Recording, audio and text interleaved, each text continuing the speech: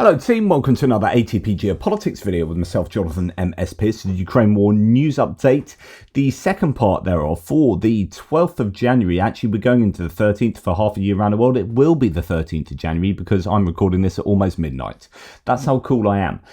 And I'm doing that because if I don't, then I'm going to have too much to do tomorrow. There is an awful lot to talk about. I'm going to try and race through it. We're going to start with sanctions. So John Kirby, the National Security Advisor to the Biden administration, said that sanctions imposed last November on Russian banks with international ties had already dealt a severe blow to Russia's energy sector.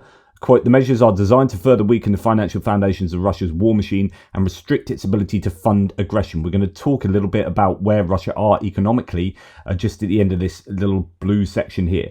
But before that, Germany is towing the disabled tanker from the Russian Shadow Fleet in the Baltic Sea. Germany said on January the 11th that it had established towing connections with a disabled tanker Eventin, which it said was part of Russia's Shadow Fleet used to avert sanctions to prevent an oil spill in the Baltic Sea. So a ship that is just drifting, a part of that Shadow Fleet. In fact, it's probably a good time to say Sweden will increase its military presence in the Baltic Sea through the deployment of 3 warships and a radar reconnaissance aircraft in response to the suspected sabotage of several underwater cables, according to Ulf Kristersson, the Swedish Prime Minister.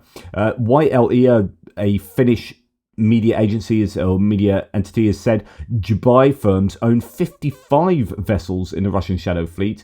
A Finnish investigation has uncovered an extensive, my seat is falling down, an extensive Dubai-based network managing Russian Shadow Fleet oil and LNG tankers. I'm sitting up normally now. A single UAE firm owns 24 sanctioned ships. Wow. So this is how much the UAE and some of these nations in the Middle East and the global south are supporting Russia in ways that we are, we probably the people in the know do understand, but we in the public are only partially understanding. The US has demanded, and this is sanctions related, Russia to fully divest from Serbia's NIS oil company by February the 25th, says Serbian President Vučić. NIS, 56.15% owned by Gazprom Neft, was hit with US sanctions. Vučić called the sanctions serious and plans to appeal for leniency from Trump. Now, here is my big worry, and I think I'm justified in worrying about this because these leaders are saying as much. Vučić, saying the sanctions are heavy and serious, said he would ask the incoming US administration to review the decision. The Trump administration are seen by people in Eastern Europe, Hungary's Viktor Orban, Serbia's Vučić, Slovakia's Fico. He is seen as essentially a soft touch. Say what you like about Trump, but he likes a bit of Viktor Orban. We know this. And his sympathies lie with Orban, with Fico, with Vučić. I'm sad to say. And what's troubling here is his son-in-law, Jared Kushner, has just been doing some deals with Serbia whereby he's been able to buy up, I believe, a big sort of set of real estate there. And part of the agreement was that he puts up a statue that's anti-NATO. That's Trump's own family. So there is a huge amount of compromise there. Now, the European Commission plans to begin drafting new sanctions against Russia next week with the goal of approving the package on February the 24th, the third anniversary of Russia's full-scale invasion of Ukraine, according to the Polish RMF-FM. And Azerbaijan has stopped supplying gas to Serbia. Not really relevant to the war thread, or is it, says Tim White. Azeri officials cite force majeure. Serbia is deprived of 1.7 million cubic meters a day. And that could be really serious. And in other sanctions news, Belgian Council of Ministers has approved a royal decree restricting the transshipment of Russian LNG via the country's ports. It specifically prohibits reloading of LNG originating in Russia or exported from Russia in Belgian ports and any assistance, brokerage or financing of such reloading. So this is really important. The net is closing on Russia. The big issue is, what is Trump going to do? If he lifts his foot off the neck of the Russian economy, then all of this gets undone. so important this is kept up. And why? Because, as Jay in Kyiv says, crazy, Putin has begun secretly forcing Russia's banks to finance the war to the tune of around $250 to $400 billion in loans at suicidal interest rates. This is what all those recent emergency central bank meetings were about. This is unsustainable. And state has ordered soft loans. They're insensitive to rate hikes, forcing the central bank to tighten ever more aggressively to cool lending and tame inflation. And here's a set of graphs. So household companies and a key rate, so black, red and grey. So companies here, tightening slows all borrowing. Around here goes down, but only for a while. And then up here, mortgage subsidies ended there. And down here for households, consumer borrowing collapses on rising rates. So rates go crazy. Households are not anymore borrowing money for obvious reasons, but companies are, while soft credit-fueled corporate debt surges. So what's going on there? Great analysis from Craig Kennedy, says Yanis Kluger, who argues that Russia is in much deeper financial trouble than commonly assumed. While military spending in the budget may look sustainable, the Kremlin has forced banks to give loans to the military industry, a hidden form of war financing. And that's what this red line suggests, that while households are not borrowing money because it's unsustainably high, there are unsustainably high interest rates, the banks are being forced to lend to the military industrial complex, and that is the government sort of forcing the hand of lenders. So most of this non-market debt is unsustainable and will have to be paid off by the federal budget at some point, as happened before in 2016. Essentially, it's similar to state borrowing, but multiple times larger. Here is a link to the analysis. So there's a Substack there. I'm not going to go into it. Just the TLDR, I guess, is that at some point the state is going to have to pay back an awful lot of what looks like forced lending to the military industrial complex. Some 73% of incremental corporate borrowing has been by companies in sectors with significant war-related costs, is what that graph supposedly shows. Right, we're going to move on to Slovakia now, and then on to some other Eastern European things. So over 15,000 protesters recently in Bratislava have held banners and chanted slogans accusing Robert Fico of dragging the country towards Russia after he met Putin last month amid a gas dispute with Ukraine, according to Reuters. Quote, Slovakia is Europe, we are not Russia. Slovakia stands with Ukraine. Enough of Russia, say these banners. And this is good news because there were 4,000 previously. Now there are 15,000. Ukraine signs, EU signs, Slovakian flags as well. This is good news for those who are upset that Robert Fico is siding with Russia. Approximately 15,000 people, says Euromaidan Press, gather in Bratislava. And thousands more across Slovakia to protest against pro-Russian Prime Minister Fico. Quote, we are ready to protest, shout at the top of our lungs, and above all, defend a free Slovakia. Slovakia is Europe, announced the Civic Association Peace for Ukraine, which is organising protests in 11 cities across Slovakia. The association has filed an appeal to the Prosecutor General to review the legality of Fico's December 2024 Moscow visit and meeting with Vladimir Putin. Additionally, protests are also planned in Krakow, Poland, and the Czech capital Prague. So that's good news for Ukraine, I think, as well. And here we have I don't know where Max24's got this from.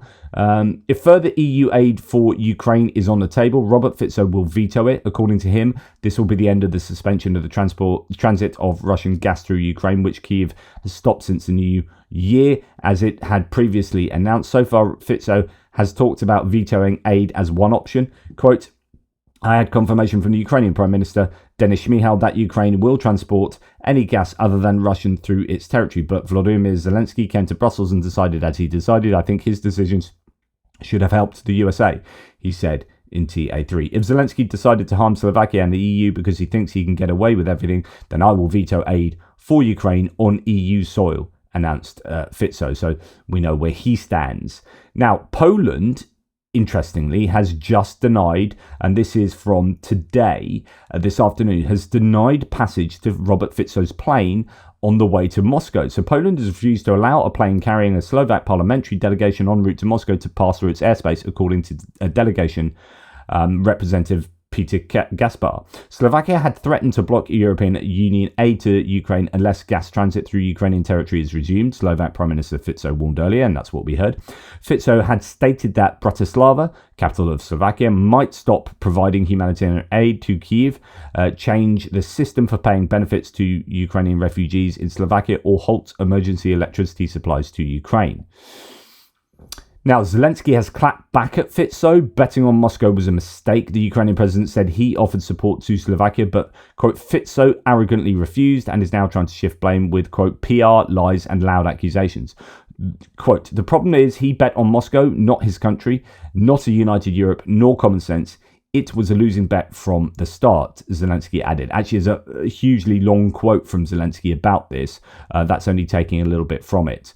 So a really strong rebuke of Robert Fico, very directly by Vladimir Zelensky.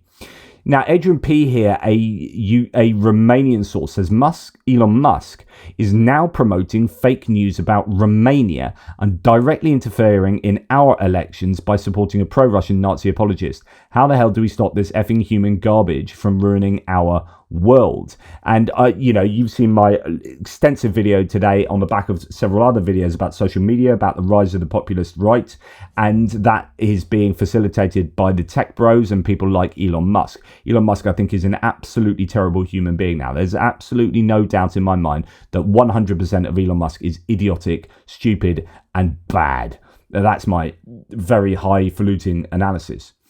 As Derek Tinas, another Romanian source that I've referred to a lot, says he's out of control.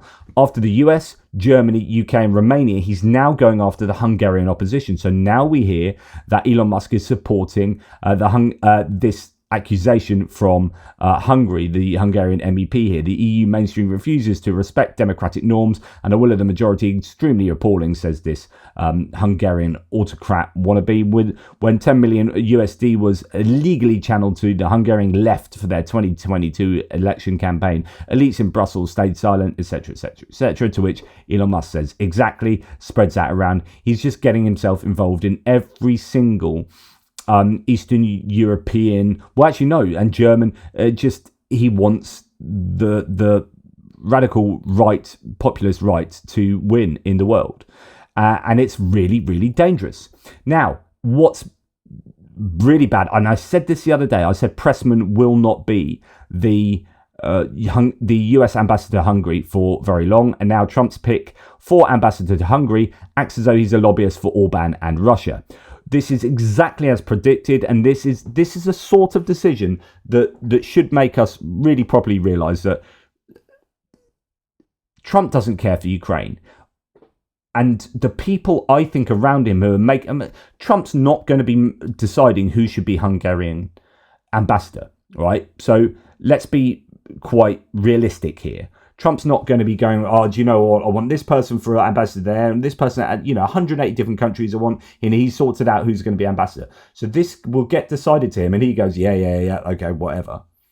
The people around Trump. So we are seeing Trump maybe change his mind on Ukraine because he's getting advised by like the DOD, intelligence services, and then Mike Walls to some degree, and probably Keith Kellogg a little bit, and others, right? And so he's going, okay, this is more complex than I thought. This is going to take longer. But there are people around Trump who are seriously, seriously dangerous. And this is the point. That his team is full of pro-Russian compromised individuals. I'm absolutely sure of it. Because when you get like the pick for Hungarian ambassador to Hungary, yes, I do. Ukraine is not a military or strategic ally of the United States. That's what Brian Leiber said. The EU is threatening to hurt Hungary's economy and weaken their currency because Viktor Orban and the Hungarian people don't want to give a blank check to Ukraine, refuse to adopt LGBTQ and open border policies. This isn't going to end well for the EU, says the guy that's going to be ambassador to Hungary. And World War III starts. What was Joe Biden thinking, giving long-range missiles to Ukraine? Pressman has been an amazing ambassador to Hungary because he has held them to account. His 5-minute diatribe the other day against Hungary was a speech I meant to show you the entirety of. I forgot to in the end. But that's the kind of person you want, like hammering Hungary and making sure that they know what they should be doing, and all the dirty washing is laid out in public about how corrupt they are. Instead, you get this pro-Russian, pro-Hungarian simp being selected by the Trump team. It is disgusting. It's not cool. There's so many mixed signals coming out from the Trump administration. And honestly, the best explanation is that, because my conclusion has long been that Trump's fairly ideologically vacuous. Trump is not very clever, and he's not very... he's brash, and he does this, and you could argue, okay, that's a clever way to try and achieve X and Y through just being forthright and really offensive and throwing caution to the wind or whatever. But actually, in terms of knowledge, he doesn't know history. He doesn't understand the world. He doesn't understand Ukraine. I mean, he goodness me, in his last tenure, what was it? He didn't understand about Finland, like the geography. He's not a super clever guy when it comes to international policy. And so therefore, a lot of his thinking, or a lot of his really conclusions, will be delivered to him by the team around him. And that's going to be the case with all politicians. If you're a president or prime minister of any country in the world, you only have so much knowledge, right? So if I became, I think I'm fairly knowledgeable about quite a lot of stuff in the world, right? But if I became Prime Minister of the UK, I don't nearly have enough knowledge to make substantial decisions on macroeconomics, domestic policy, road infrastructure, education, all of these things that you need your experts to give you, hopefully, the best advice and the most thoroughly justified conclusions they possibly can. And they just give you the TLDR bullet points, and you go in and have these meetings. You have some knowledge of all these things, right? But you're not going to be an expert on all of these things because it's physically impossible. It's physiologically impossible to hold all that knowledge in your head as a single human being. And that will be the same for Trump. So when I criticize Trump so often as I do, it's a little bit of a shortcut for criticizing the people around him.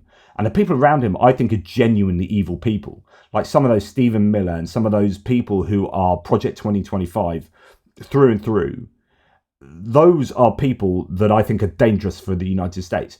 Trump is fairly vacuous, and I just think he'll just say whatever the last person told him. There's that kind of proximity bias that I think he has particularly, which is why he comes out of a discussion with Zelensky and says, right, okay, that's cool, I've learned a load of new stuff or whatever, and then he goes back to, whatever his last advisor tells him, and so he's just all over the place, partly because he just goes along with what the last person has told him, and the people most frequently telling him stuff are people who are dangerous. So it's that team of people around Trump that is, bad. Jürgen Naudit says another Russian group is planning to influence the Polish elections, and it's been uncovered, reports Krzysztof Gałkowski, head of the Polish Ministry of Digitalization. In recent days, a Russian group inspired and trained by the Russian military intelligence, GRU, was discovered. Their goal to influence the Polish elections through disinformation and recruiting content creators to destabilize Polish political situation. This group is Russian, but it can recruit individuals of different nationalities. Russia is waging a cyber war against Poland, not a cold one, but an active one. We are the most targeted country in the European Union, Kikowski stated. He emphasized the importance of protecting the systems of the National Electoral Bureau and combating disinformation efforts already underway with the help of the new Polish cyber units. Interesting. If you remember the other day, I played you part of an interview with Ben Wallace, the former Secretary of Defence for the UK under the Conservative government. Really fascinating interview. And he said there was one nation, a big nation in the EU, who was constantly getting cyber attacked, but he wouldn't say who they were because it's a bit embarrassing. But he said they wanted to sweep it under the carpet, pretend it wasn't happening. And so they wouldn't admit it to anyone. So if Poland is now coming out with new Polish cyber units and saying we are the most cyber attacked nation in Europe, then it's probably Poland that might have been trying to sweep that under the carpet, maybe under the previous PIS government. I don't know. Anyway, that's a speculation from me, so, whatever. Take it with a pinch of salt. When asked about the hypothetical scenario of Elon Musk, owner of the platform X, formerly Twitter, attempting to influence Polish elections, Geopolitical responded, quote, everyone can express opinions in a public space, but influencing Polish elections is illegal. For example, altering algorithms to favour someone is unacceptable, which is exactly what Twitter does, is exactly what Elon Musk does. Geopolitical also announced an election protection plan with the full details to be revealed by the end of the month. Poland's presidential election is scheduled for May the 18th, with a potential second round set for June the 1st. So the president is different from the prime minister, obviously. The president at the moment is Andrzej Duda, who is quite everyone in the major political parties in Poland is anti-Russian, but he's from the PIS party and is anti-Russian, but also a bit of a Eurosceptic and a bit kind of, he's PIS basically. And Donald Tusk, with his coalition, a more liberal coalition, which is pro-EU, is Donald Tusk is the Prime Minister. So anyway, just to remind you of the situation there. Right, moving on to other bits and pieces and then on to American stuff. So according to Italian Prime Minister Giorgia Meloni, Russia is bogged down in Ukraine and has captured only 0.06% of Ukrainian territory in the past year, dismantling the narrative that, quote, Russia has already won. Meloni also predicts that Trump will not abandon Ukraine. Quote, I'm willing to support the options that Ukraine is willing to support. I'm convinced that security guarantees for Ukraine are crucial to succeed in having peace in Ukraine. Absolutely. Russia in the past has violated agreements it had signed. Without security guarantees, we cannot be sure that what happened in 2022 will not happen again.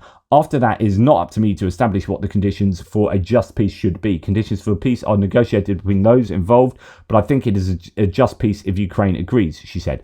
Now, what's important here is that, unfortunately, the US, with the Trump administration, are certainly at the moment not likely to give security guarantees to Ukraine. That's exactly what they need. They cannot enter into peace negotiations unless they've got those security guarantees.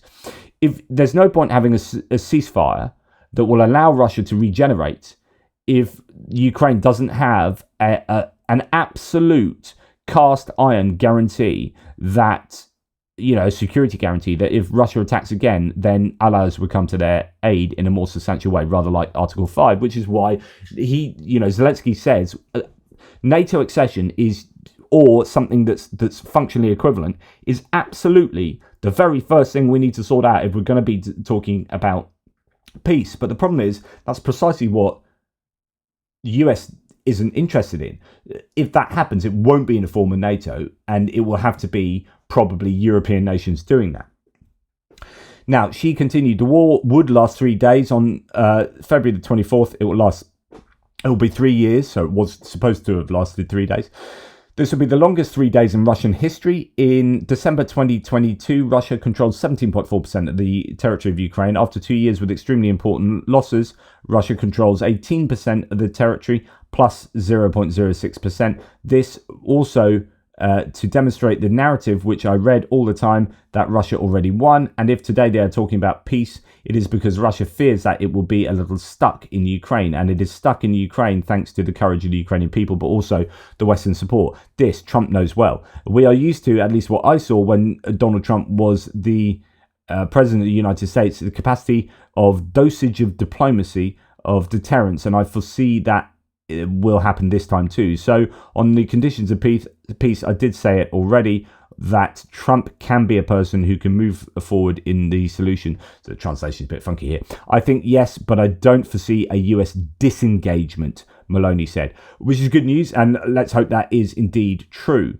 Now, yesterday evening, 2 nights ago, Emmanuel Macron met with the UK Prime Minister Keir Starmer at Chequers.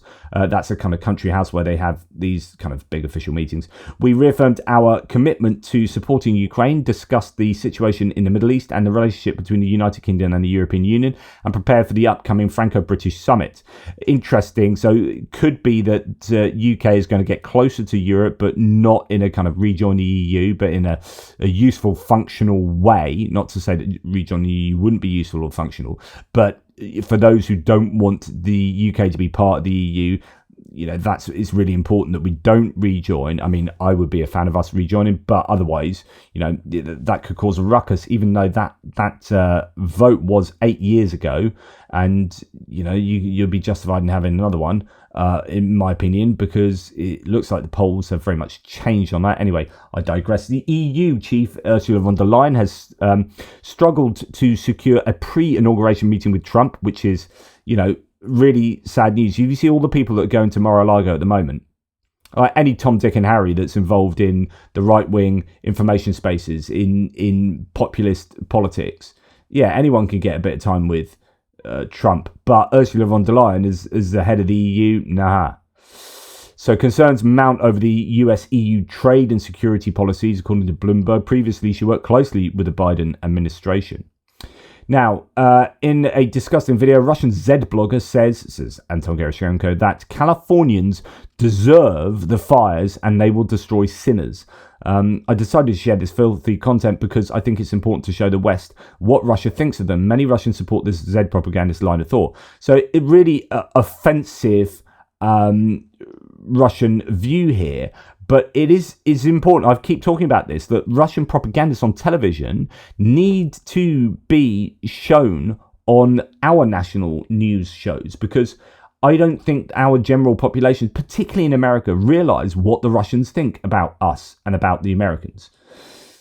And if they did, they would realize who the bad guys are far, far more obviously. Now, Gerashenko continues, Russians are taught that the West is bad, hates Russia, and deserves to be punished. And Russia, of course, is pure and righteous, doing nothing bad. It's very telling that in the videos of drone attacks on Russian military objects, Russians filming, often heard saying in the background, why us? What did we do?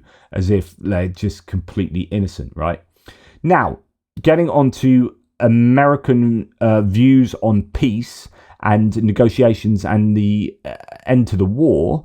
Mike Waltz, the national security advisor to the incoming Trump administration, says, quote, Russian economy and that's Putin's military machine will dry up very quickly. This will allow Putin to sit at the table. We have leverage, such as lifting restrictions on long-range weapons for Ukraine. So this is good news. Mike Waltz is saying some of the right things here. He added they will put pressure on Russia by applying energy sanctions and increasing energy exports from the USA. This is what I was hoping that you're hearing talk about. And this is a kind of transactional nature of Trump that you need to appeal to, which is, okay, if you keep sanctions on Russia, then you can supply more oil. You've been saying that you'll put sanctions on the EU if they don't buy more US oil and LNG. Well, here you go. Here's your opportunity. You keep sanctioning Russia, you can sell more of your stuff to Europe. That's cool by me. What we want, I keep saying, we want the US to keep the sanctions up. If they don't, if Trump comes in and he's already talked about it previously at the Economic Club of New York, I think, where he was talking about how he had a light touch to sanctions, doesn't like sanctions, and he's likely to lift sanctions. Well, that would be bad news for the war for Ukraine. So hopefully he can have his mind changed by people like Walz and Kellogg, etc., etc. Waltz has said it's unrealistic to say we are going to expel every Russian from every square meter of Ukrainian land, even in Crimea. President Trump has acknowledged this reality, which, although that may be true, I wouldn't be saying this. Like I said before, if you start announcing that Ukraine will not be able to get their land back, then you're giving away your leverage. You're already coming in. So, you normally, when you do any kind of negotiation, you come in with your maximalist objectives. Say, we want the world, we want the moon on a stick. And then, you might get like the stick or quarter of the moon, right? But if you're already going in saying, well, Ukraine aren't going to get their land back, well, you're starting down here. So it's really counterproductive. This rhetoric is annoying. Even if it may be true, it's really not helpful to say that. Another quote from Waltz, I expect a call between Trump and Putin in the coming days or weeks. Preparations are underway for their meeting. Trump believes that without dialogue with Russia, an agreement on Ukraine is impossible and plans to work on this in the coming months. They are underway. Now, Edward Hunter Christie says, where do we go here? I'm actually not going to talk about that yet. I wanted to go to here. Okay, so talking about meeting with Putin and sorting out peace, Switzerland is ready to host a Trump-Putin summit, offering its neutral ground for peace talks, while Bern won't take the initiative. It has informed all parties of its availability. I've swum in a river in Bern. Is Bern where you've got that really cold, fast-flowing river and you jump in? I jumped off a bridge when I was far more mobile. I was campervanning around Europe with my missus before we had the kids. And we rocked up to Bern, jumped off the bridge, and you get taken round and then get out way down there, and that was pretty exhilarating. And then, was that Basel? No, it wasn't. That was Bern, I think. And then Basel, in a river as well, went across the river there. That was good fun. Anyway, I digress. Trump has hinted at preparations and Russia appears receptive. Putin is ready for talks with Donald Trump, says Dmitry Peskov, the spokesperson for the Kremlin. Quote, no preconditions for this are required, only mutual political will and readiness for dialogue, Peskov said. Yesterday, Trump said that Putin wants to meet with him. Yesterday, Putin said he will talk to Xi Jinping soon. Putin is to push for barring Ukraine's NATO accession in expected talks with Trump, according to the Financial Times. And that, I think, therein lies a bit of the problem there. Now, if we're going to talk about, we'll continue here. Russian President Putin's main goals in any peace negotiations include prohibiting Ukraine from ever entering NATO and reducing allied military presence in the eastern flank, which, of course, just allows Russia to keep going. Financial Times reported citing a former Kremlin official and a source who discussed the matter with Putin. Now, in terms of, Trump, like I said, Trump's not, no offense here, but Trump isn't very clever on stuff like this. He's not very knowledgeable on stuff like this. And he's not very knowledgeable by just listening to his words. He has never been detailed on pretty much anything he's ever said. So if you talk about, the most knowledgeable prime ministers and presidents and diplomats, when they're asked about, well, how would you deal with this macroeconomic situation, or how will you deal with this domestic policy, or what would you do about this education thing, they will come out with facts and figures and an understanding of ideology. Trump is always 100% of the time vague, and he says like BS splurge that, honestly, and I'm not just trying to attack Trump, go and listen to everything he's ever said, and you tell me the most detailed he's ever been. You give me a speech where it was jam-packed full of detail that he knew in his head, not stuff he's read off a teleprompter, but even then, that's always vague. Tell me that off the hip, that he's fired from the hip, some really detailed understanding and analysis of any given situation, and you will find it hasn't happened. Which I think I'm justified in saying he's just not very clever. Now, here's an example. So, what the F does this actually mean? Can someone translate it? So Fox News asked Trump what he'd do differently from Biden in Ukraine. And his answer was, quote, well, what I would do is we have tremendous military capability, and what we can do without planes, to be honest with you, without 44-year-old jets, what we can do is enormous, and we should be doing it, and we should be helping them to survive, and they're doing an amazing job. The reality is, if you're going to be not particularly detailed, then be like this. Be more like Boris. This is Boris Johnson. And goodness me, if Trump said something like this, I'd freaking I'd fly to America and give him a clap on the back. He needs to understand that Estonia, Latvia, Lithuania, none of these countries are part of the Russian imperium anymore. And nor is Ukraine. It's over. Over. No more empire, Vladimir, you fucking idiot. Excuse my language. Okay? No more empire, Vladimir, you effing idiot. That's Boris Johnson, former Prime Minister. Now, not that I'm advocating swearing, I would love to hear that analysis from someone like Trump. He's never ever said anything, or Musk, never said anything negative about Putin, about Xi Jinping. It's absolutely unacceptable. Anyway, going back to Trump, as Trump says, all this stuff about Greenland and, the military and whatnot, it's just, I know this is a bit of a sidebar, but it's worth remembering this. European leaders have every right to publicly mention the men their countries lost when providing loyal support to American foreign policy pursuits, and to demand that those sacrifices be acknowledged and respected. Article 5 has only been invoked once by the US, and we came to help the US. Wesley Morgan says the Danish presence in Afghanistan was fairly small, a battalion, but the Dambat fought hard for years in a very tough district of Helmand, unlike some NATO nations with larger contingents that took on relatively quiet sectors in the west and north and had restrictive national caveats. The Danish army deployed to Afghanistan for 20 years, 2001 to 2021. 43 Danish soldiers died there because they answered the US call for Article 5 to be invoked. They did all that to help the US after 9/11 because they are allies, and now they get this. So the allies of the US, we're your allies, we'll come to your help when you need it, and then the US go, oh, we're thinking about invading you, we're thinking about using military, using the military to get Greenland off of you. And actually what we're hearing now, I've got this somewhere later, is that none of the none of the five Greenlandic parties have said they're remotely interested in being US citizens, being part of the US. So there you go. Now, it's going to be crazy. January the 20th is going to come along, and they've said shock and awe. So Trump is preparing more than 100 executive orders starting day one of the new White House in what amounts to a shock and awe campaign on border security, deportations, and a rush of other policy priorities. Wow. It is going to be nuts. I think the next 2 years are going to be absolutely bonkers.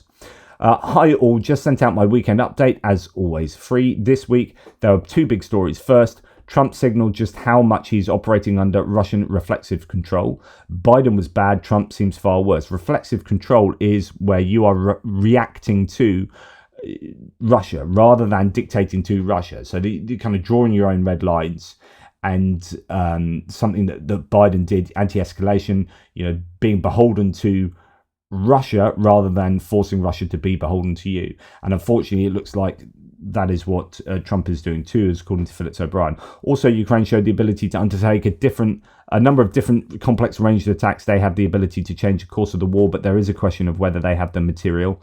And sadly, Trump being under Russian reflexive control could cripple this. So Phillips O'Brien has another piece there. Okay, then we're going to go to Lloyd Austin, who is soon to not be the Secretary of Defense for the US. In my final hours as Ramstein as Secretary of Defense, I mourn for every Ukrainian person killed in Putin's murderous war. I salute the Ukrainian troops who are fighting so bravely for their country and their freedom.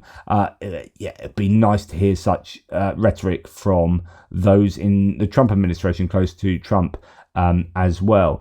Here it is. All five parties in the Greenlandic Parliament say no to Greenland becoming part of the USA.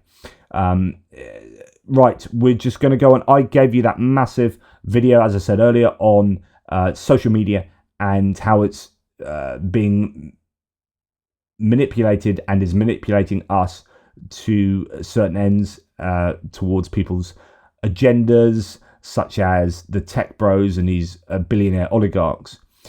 Elon Musk is now promoting Russian propaganda, outright Russian propaganda. So, in case there's anyone in my viewership who has any lingering appreciation for Elon Musk, he's spreading Sputnik. Sputnik is like Russian propaganda. He's basically taking stuff from the Kremlin.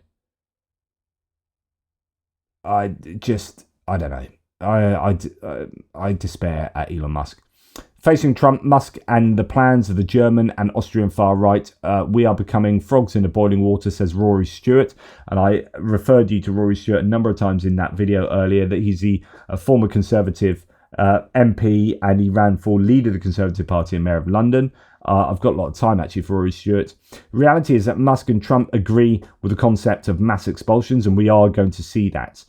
But Rory Stewart talked about this in one of the videos I referenced earlier today, where he said it's starting to look more and more overtly like the 1930s at the moment, where you've got Kikel in Austria, you've got the AfD gaining prominence in Germany, you've got all these very dubious movements, and it's happening in the US. When you have someone that says, I want to basically get rid of 15 million people, 13, 14, 15 million people, who are immigrants, it sounds rather like I want to get rid of the Jews. And Rory Stewart was saying that in Germany, it started with, we're going to do this peacefully, we're going to do this nicely, and that's how it all starts.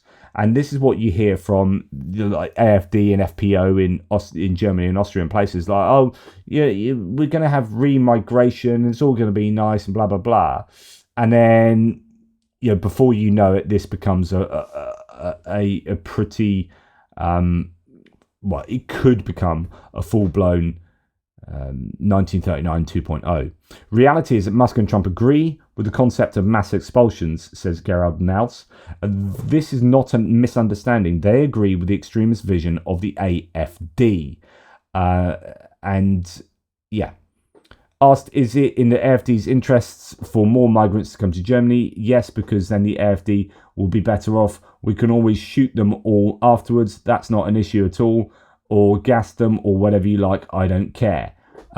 Said Christian Luth, Speaker of the AfD Parliamentary Group in Thuringia in September 2024. And that's definitely not the moderate side of the AfD party. And, you got Musk interviewing Alice Weidel, and she and says, look, these guys can't be far right. Look at Alice Weidel. She's gay and she's married to someone of Sri Lankan descent and blah, blah, blah. So therefore she's moderate, therefore the party's moderate. It's like, A, she doesn't represent the party, and B, she's comparatively moderate, but transatlantic vision, sweeping raids, giant camps, and mass deportations inside Trump's 2025 immigration plans. If he regains power, Donald Trump wants not only to revive some immigration policies criticized as draconian during his presidency, to expand and toughen them. Biggest deportation in history, said Stephen Miller. Now, Stephen Miller is this guy here is that one of those evil people around Trump, and he's absolutely, Stephen Miller is a neo-Nazi in my opinion. He's a fascist, right? Stephen Miller, you could go and put him in the AfD and he'd fit like a glove. So just be warned at where we're getting to at the moment. Now, all that stuff I said about Musk earlier today, there's just more stuff that's come out. Jürgen Naudit said, a day in the life of Musk, master of free speech and world improver. I analysed Musk's tweets and forwards in one day. Interference in the politics of another country. 64% of those tweets were interfering in the politics of another country. 15% were insults. 11% hate. And remember, it was Musk that asked for more beautiful things and positive things on Twitter recently, and he said that they're going to change the algorithm so that negativity is downgraded, and he's the one that's perpetuating hate and insults. So 11% hate, 15% insults, 6% neutral, 53% disinformation, criticism of Russia, 0%, criticism of China, 0%, positive, 0%. Some tweets were rated multiple times. Obviously, they can be in different categories. And now BBC Verify has done, Elon Musk has had a lot to say about the grooming gang scandal. We looked at 24 hours on Musk's X timeline and found a range of false and misleading information being amplified, produced by Catherine Corelli and a few others there. So here we have a 3-minute infographic sort of video of all the different disinformation that Trump has spread. About the grooming gang scandal. This is his number of posts on the UK and grooming gangs. It's increased sharply in recent weeks. And on Monday, without naming Musk, Sir Keir Starmer attacked those spreading lies and misinformation on the response to the grooming gangs. We've analysed Musk's timeline on that same day, Monday the 6th, from midnight to midnight GMT. There were 153 posts. This includes those written by Musk and those by others that he shared. 33% of them were on US politics, 48% on the UK, and nearly all of them about grooming gangs. And these posts contain a range of false information. At 8:12 on Monday morning, Musk posted that former Prime Minister Gordon Brown sold those little girls for votes. Later he posted Starmer was deeply complicit in the mass rapes in exchange for votes, a reference to when Sir Keir Starmer led the Crown Prosecution Service. There is no evidence that Gordon Brown or Keir Starmer sought to obstruct justice for political gain or for any other reason. At 12:45 on Monday, Musk shared this screenshot. It says, "Here is a list of MPs who voted against deporting rapists." He calls this unconscionable. But this has nothing to do with a vote. It's a letter signed by a group of MPs in 2020 about the planned deportation of 50 Jamaican nationals who'd received sentences for various crimes, in some cases for rape or sexual offences. The MPs wanted a postponement until a report on the Windrush scandal had been published. There were concerns about the deportation of foreign-born offenders who came to the UK as children. Later on Monday afternoon, Musk made reference to that time Starmer called Donald Trump a racist. We can't find any evidence Starmer has ever called Trump a racist. Those are 4 examples. We could have included others, and Musk has continued to post about the UK. This is Andrew McIntyre. On Monday, he was jailed for his role in the summer riots. Musk shared a post on this, adding, "Over 7 years prison for social media posts. Whoever gave that sentence deserves prison themselves." This is misleading. McIntyre's social media posts include calls to attack Muslims, Jews and non-whites. He set up a Telegram group that was used to organise the Southport riot and share multiple other targets for rioters. When detained, he was carrying a knife. When his home was searched, weapons and a copy of Hitler's Mein Kampf were found. It's not 7 years for social media posts, it's 7 years for encouraging violent disorder and criminal damage, and for possession of a knife in a public place. On Monday, responding to a post about the grooming gang scandal, Musk wrote, "Utterly unacceptable. No one disagrees with that." But Musk is amplifying a slew of incorrect and misleading information. His concern about the subject doesn't extend to being truthful when addressing it. Ouch. Really well put together there, but that's the sort of thing that we're seeing all over the shop. And I said previously, and this is really, really important. I know you're thinking, what's this got to do with Ukraine? But it's all geopolitics and interference in democracy. And really, we're fighting, Ukraine are fighting for democracy. We are fighting to hold on, I think, to democracy in a world that's going in the wrong direction. And I said that some of these tweets that Musk has been putting out definitely seem to be written by someone who's English, or he's getting advice from someone around him who is English and is giving him things to say that he would not know otherwise, and they're phrased in a way that he would not phrase normally. And lo and behold, of all people that have released a front page newspaper article, it's incredible that this has come from the Daily Mail. So the Daily Mail headline is "Musk and Dominic Cummings in plot to sabotage UK politics. As controversial ex-number 10 advisor plans his own party, the government sources say he's colluding with Starmer baiting tycoon." Now, Dominic Cummings, if you don't know who he is, he was the mastermind really the mastermind behind Brexit. He really was a mastermind behind Boris Johnson. And during the COVID pandemic, there was a scandal because he drove to Durham Castle when he was a government. He was the Steve Bannon to Trump.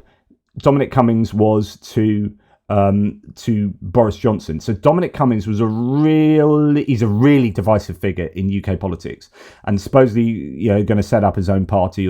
And if he's the one together with Elon Musk, this is absolutely incredible. So Cummings is the man aiding and abetting Musk to overthrow the government and install their own startup party. He's feeding Musk with a strategy to destabilise the UK. The man is a traitor, says this source. Phillips O'Brien says, so looks like Dominic Cummings was never really about taking back control. He is always, as always, backing pro-Putin forces, voices such as Musk. He certainly did his job well in the past. Let's hope he doesn't sell out Britain again. Interestingly, was it after his degree, he lived in Moscow for 3 years? Dominic Cummings? Something like that. Dominic Cummings in plot to sabotage UK politics. Former number 10 advisor is helping orchestrate Tesla's billionaire attacks on Keir Starmer, government sources claim. Fascinating. And then increasingly in the democratic free world, Elon Musk is being recognized as fascist, far-right disinformation propagandist. Over 60 German and Austrian universities, the German Federal Court of Justice, and multiple top German football clubs have announced on Friday that they will be completely withdrawing from Twitter as a result of Elon Musk's discussion with far-right AfD's Alice Weidel. Musk has tweeted his way into Germany's parliamentary election, arguing that the only AfD can save Germany. And of course, AfD are pro-Russian.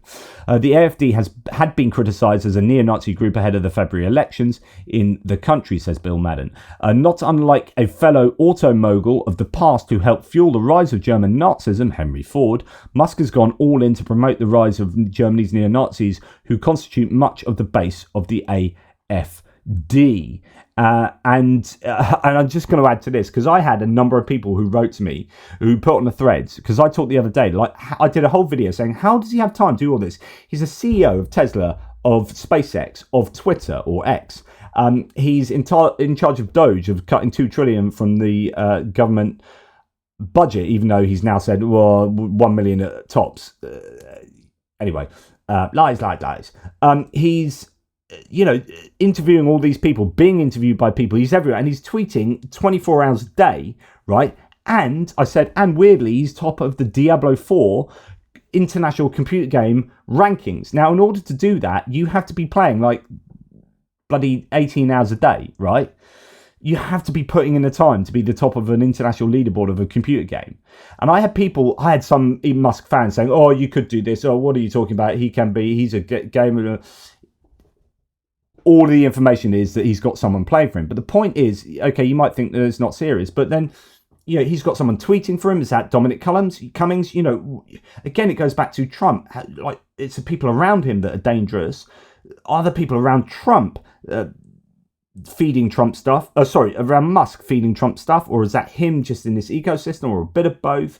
But he's lying. This is another form of disinformation, and he should be banned from this game. Look, someone says, I'm not a Diablo or Path of Exile gamer, so that's a version of the game, or is it 2 games? I don't know anyway.